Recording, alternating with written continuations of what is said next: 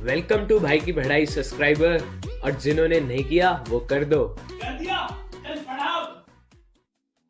उम्मीद करता हूं तुम सभी को अपने बड़े भाई या बहन की बुक्स मिल गई होंगी, और जिन्हें नहीं मिली उन्होंने सीनियर्स के साथ कोई ना कोई जुगाड़ बैठा लिया होगा। वैसे आजकल तो सेकंड हैंड बुक्स नसीब वालों को मिलती है।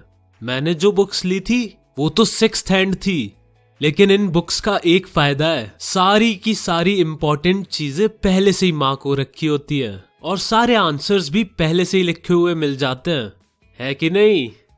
चलो तो फिर शुरू करते हैं। फिजिक्स का पहला चैप्टर, मोशन। इसमें हम लूज मोशन के बारे में पढ़ेंगे और तुम्हारे सारे प्रैक्टिकल स्कूल के टॉयलेट में होंगे। अरे मजाक कर रहा हूं। मोशन का मतलब है जब कोई चीज मूव होती है या अपनी जगह से हिलती रहती है, तो उस ऑब्जेक्ट को हम कहेंगे कि ये ऑब्जेक्ट मोशन में है।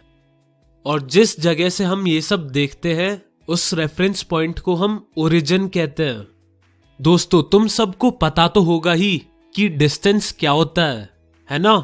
हाँ, डिस्टेंस एक पाथ की लेंथ होती है, यानी डिस्टेंस से हमें पता चलता है कि हम कितना लंबा चले या कोई चीज हमसे कितनी दूर है। और डिस्टेंस की एसआई यूनिट होती है मीटर। वैसे तो हम डिस्टेंस को सेंटीमीटर, किलोमीटर में भी मेजर करते हैं, लेकिन उसकी एसआई यूनिट मीटर होती है। तो यारो, जब तुम पार्क में खेलने जाते हो तो तुम इधर उधर मुड़ते हो और कुछ डिस्टेंस ट्रैवल करते हो, लेकिन ये डिस्टेंस बहुत ज्यादा होता है असली डिस्टेंस से, जो तुम्हारे घर और पार्क के बीच में होता है। और ये जो शॉर्टेस्ट डिस्टेंस होता है तुम्हारे घर यानी इनिशियल पोजीशन में और पार्क यानी फाइनल पोजीशन में, इस शॉर्टेस्ट डिस्टेंस को हम डिस्प्लेसमेंट कहते हैं। यानी इनिशियल पोजीशन और फाइनल पोजीशन के बीच के डिस्टेंस को हम डिस्प्लेसमेंट कहते हैं। और इस शॉर्टेस्ट डिस्टेंस को निकालने का सिर्फ एक तरीका होता है। इनिशियल पोजीशन और फाइनल पोजीशन के बीच एक स्ट्रेट लाइन ड्रॉ कर दो और उसको मेजर कर लो। तो डिस्प्लेसमेंट की भी एसआई यूनिट मीटर ही होती है। और डिस्प्लेसमेंट की एक खास बात यह है कि इसकी एक डायरेक्शन भी होती है।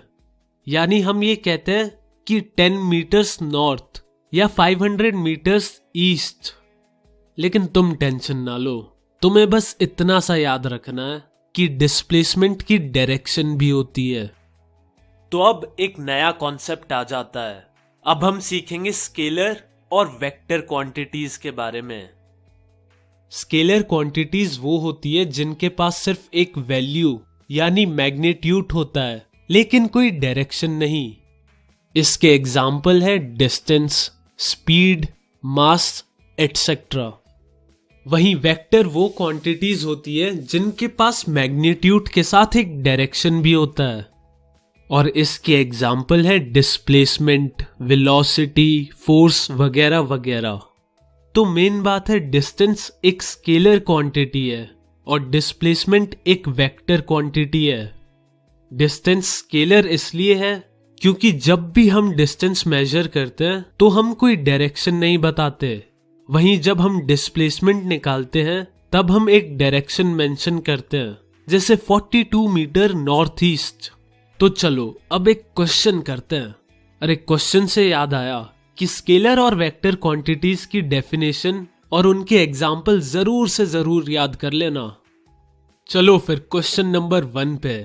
मान लो एक सर्कुलर ट्रैक है जिस पे लोग दौड़ते हैं और उसका रेडियस है 50 मीटर, और अपना गोगी 2 मिनट में पूरा सर्कल कंप्लीट कर देता है। तो तुम लोग मुझे बताओ कि अपना गोगी 6 मिनट में कितना डिस्टेंस कवर करेगा, और 6 मिनट बाद उसकी डिस्प्लेसमेंट कितनी होगी? करो भैया करो। अरे वाह, पेन ही नहीं है। शाबाश, जाओ भाग के पेन लाओ और जल्दी से आंसर बता दो।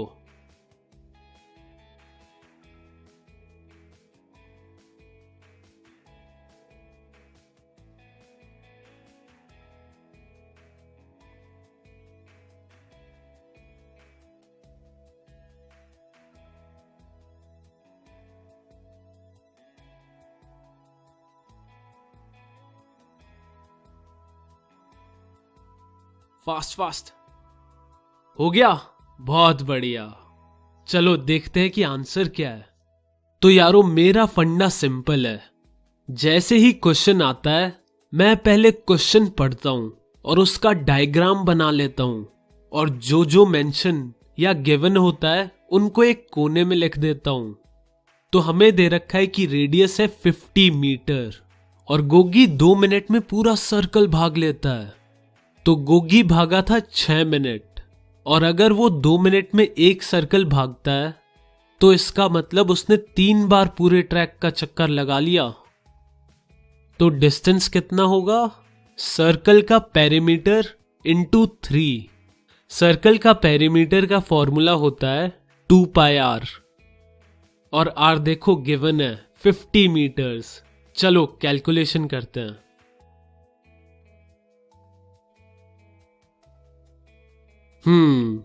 आंसर आया है गोगी 300 पाई मीटर्स भागा, और अगर पाई की वैल्यू रख दो 3.14 तो हमारा आंसर आ जाएगा गोगी ने 942 मीटर्स का डिस्टेंस कवर किया है। उम्मीद करता हूं सबका सही सही आंसर आ गया होगा। चलो अब आते हैं क्वेश्चन के सेकंड पार्ट पे, यानी डिस्प्लेसमेंट। तो डिस्प्लेसमेंट क्या होता है? Shortest distance between initial position and final position. यहां पर इनिशियल पोजीशन ये है, और जब गोगी 3 चक्कर काटता है तो फाइनली 6 मिनट बाद वो वहीं आ जाता है जहां से उसने स्टार्ट किया था, और ये उसकी फाइनल पोजीशन है। अब तुम मुझे बताओ कि इनिशियल पोजीशन और फाइनल पोजीशन के बीच का डिस्टेंस कितना है? बिल्कुल सही, 0। यानी डिस्प्लेसमेंट हुई 0 मीटर्स। इससे हमें पता चलता है कि डिस्प्लेसमेंट 0 मीटर्स भी हो सकती है। और एक फैक्ट की बात बता दूं, डिस्प्लेसमेंट हमेशा डिस्टेंस से कम ही होगा, कभी ज्यादा नहीं हो सकता। बराबर भी हो सकता है, और वो तभी होगा जब कोई स्ट्रेट लाइन में चले, यानी उसी शॉर्टेस्ट रूट पे ही चले। चलो अब रिवाइज करते हैं कि डिस्टेंस और डिस्प्लेसमेंट में क्या क्या फर्क है। डिस्टेंस होता है total length of the path covered by an object between initial and final position, और दूसरी तरफ डिस्प्लेसमेंट यानी the shortest distance between the initial and final position of an object. Distance scalar quantity है और displacement एक vector quantity है। Distance कभी 0 नहीं हो सकता, डिस्प्लेसमेंट 0 हो सकता है। तो चलो एक लास्ट क्वेश्चन और कर लेते हैं। सब कुछ सेम है, बस इस बार गोगी 6 मिनट की जगह 5 मिनट भागता है। तो डिस्टेंस और डिस्प्लेसमेंट कितना होगा, निकालो।